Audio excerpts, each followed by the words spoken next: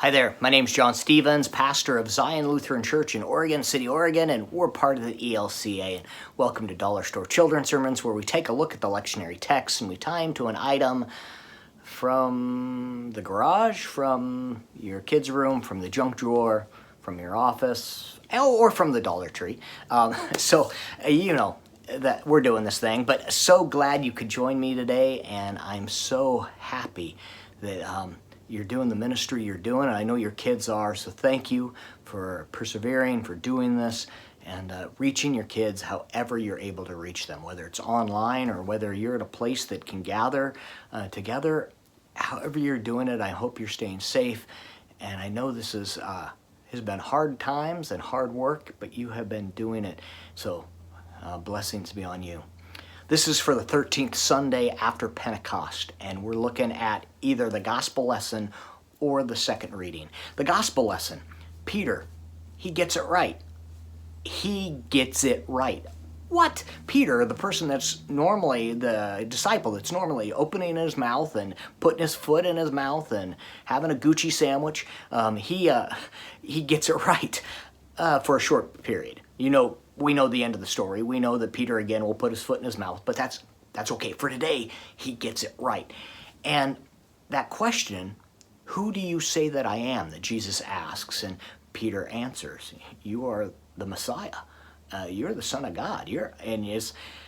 We can go into the depth of that in either the sermon or when Peter says that when Jesus says he's going to be going to the cross later, and Peter says, no, you can't do that, because the Messiah is supposed to come and free us all. So we can get into what Peter's understanding of the Messiah is, but not here, not in the children's sermon. Here, where's, who do you say that I am? And Peter gives the right answer. I'm looking at using a riddle to set it up. The question is like, what do you say that I am? What am I?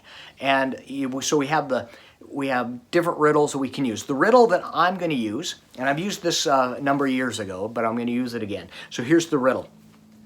So, who am I? When I am filled, I can point the way. When I'm empty, nothing moves me. I have two skins, one without, one within. What am I? And the answer is a glove. That's what I am. And so talking about that, and you can explain about why it's the glove. When I'm filled, when you put the glove on, you can point the way. When I'm empty, you lay the glove down, it can't move at all. And you have two skins. There's the skin on the front part, the actual glove. There's that skin, and then there's our skin. So the two skins, one without and one within. But using that to then, as the springboard, to talk about when Jesus says, who do you say that I am? And then we can say, well, Peter gets it right. Jesus has asked him a similar riddle. Who do you say that I am? And it's the way, kind of notice how, like with this riddle, it talks about things that the glove can do and things like that. Well, Peter thinks back about what he's seen Jesus do. He's set the prisoners free. He's healed the blind. He's fed the poor. All these things that the Messiah is called to do. And Peter can go, what? Boy, everything is pointing to Jesus being the Messiah, Jesus being the Son of God. Yeah, so that's that springboard, using the riddle, pushing it into there, or springboarding it into talking about who do you say that I am. For the second reading, Paul talks about the body and about how we are made up of, the body of Christ is made up of different members, and it's brief. It's not a full, kind of the full verse that Paul talks, Paul gets into, but there's that mention, and that's really what I'm drawing into in this second reading, and talking about using a puzzle. I've been doing a lot of puzzles during this time. a lot of puzzles. And I tell you what, when I get done with a puzzle, I'm working on actually right over here, I'm working on a 1,000-piece puzzle. And this is like the third or fourth puzzle. So, I mean, I know there are people that puzzle a lot more than that, but it's something that at the end of the night, gives me a kind of moment of zen, if you will. And I had a puzzle a while back where I put it together, a 1,000-piece puzzle. Let me take that back. It was a 999-piece puzzle because one of the puzzle pieces was missing. Frustrating. And I started thinking about it. It's like, that's when we look at the body of Christ, and if we're looking at, we're many members and we come together. When one of our members is missing, when one of the members of the body of Christ is missing, it's that frustrating because they're missed, and the whole picture of the body of Christ, the whole picture that we create, it's not there, and we're like, whoa.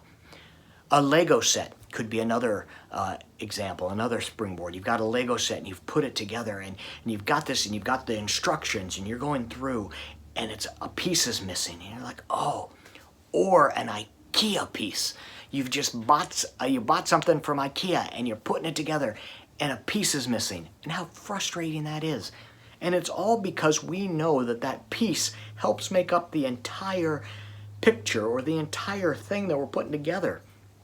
And we love when we're all together, and when someone is missing, it's more than frustrating, it's heartbreaking.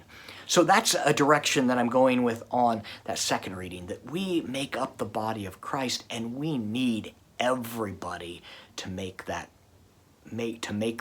puzzle, to make that picture, to make that item. You see, that's the springboard. Anyway, so that's where I'm going. I hope those two can be a springboard for your own thinking. As always, I so appreciate you stopping by, the work you're doing. Your kids appreciate it. I know if you haven't heard it yet, blessing on you, and may you wrap your arms virtually around your kids and let them know that they are loved. And you, my friends, are loved. All right, we'll see you next week.